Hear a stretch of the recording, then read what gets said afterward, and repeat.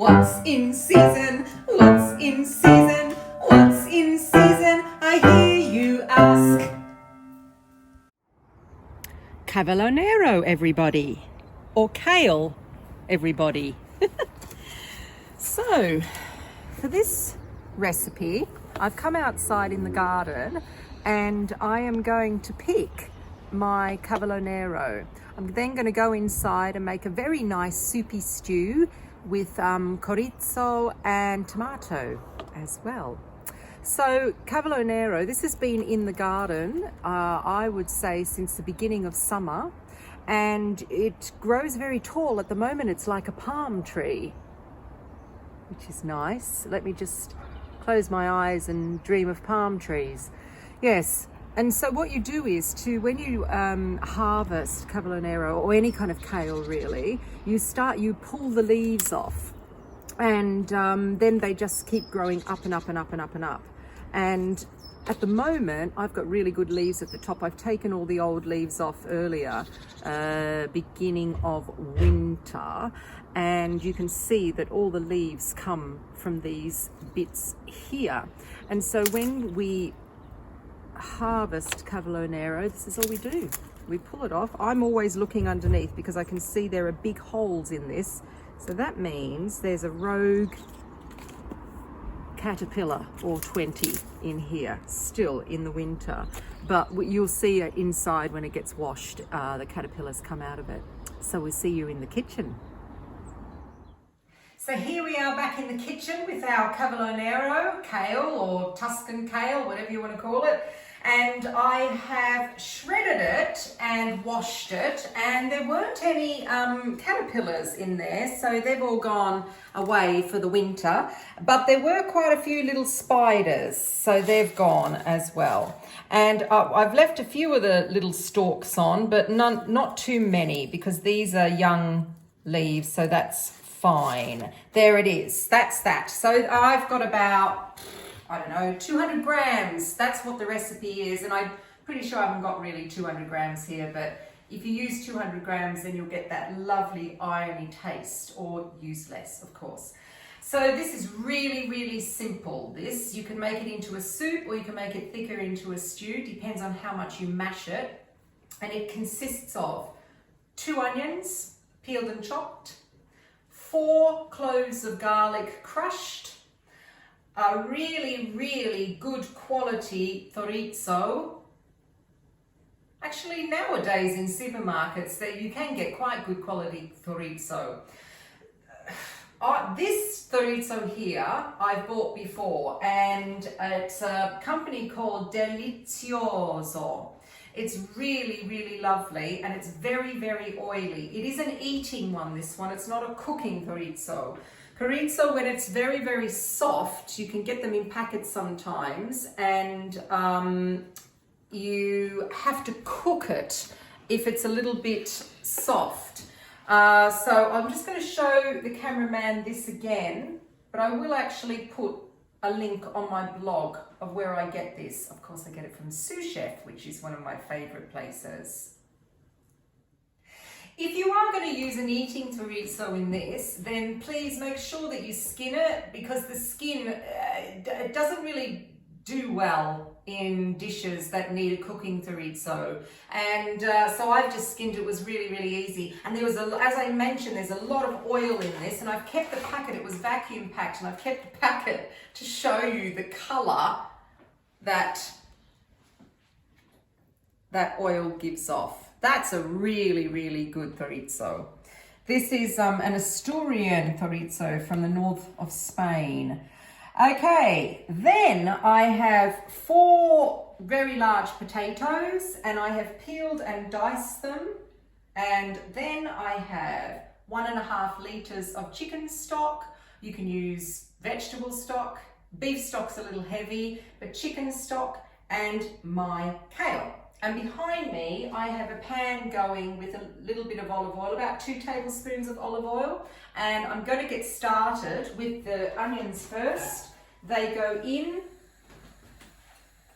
for a couple of minutes, and I'll see you after that.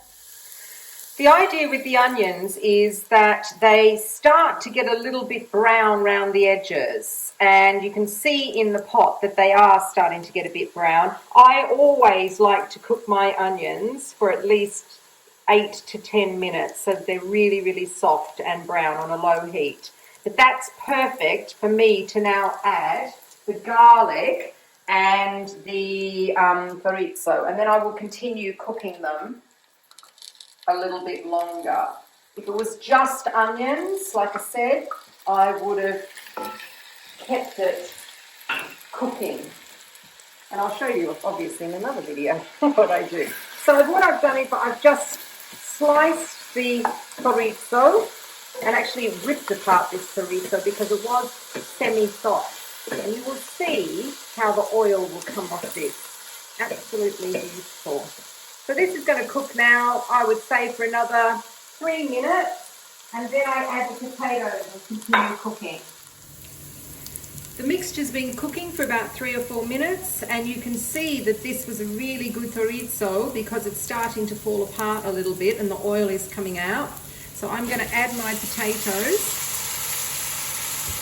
Cook these again for about 3 or 4 minutes, maybe even 5 minutes, and then we're going to add the stock. This was another 5 minutes, and as you can see, some of the potato has started to brown, and that's exactly what we're looking for. Otherwise, I just feel that there's not enough flavour if you don't let things brown. So, here we go. That's a litre. That's another half. Great colour on top. Oh, it's just great. I love this stuff. I love this sausage.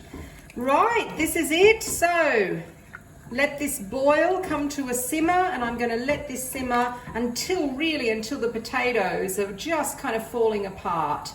I would say 10 to 15 minutes. Now, just to say, I'm not going to season it yet. I want to see how much salt comes out of the chorizo, and then I will taste and I'll season later. Right, well, this is ready, and I'm just going to... So this is now ready, and I'm going to mash it. It's been cooking for about 10 minutes, and the potatoes were just starting to give way. We like things a little bit chunky and a little bit smooth at the same time. So it's just going to have a little bit of a mash, and I'm going to leave some big pieces of potato in there. And then when I do that, in goes the kale. My kale is here.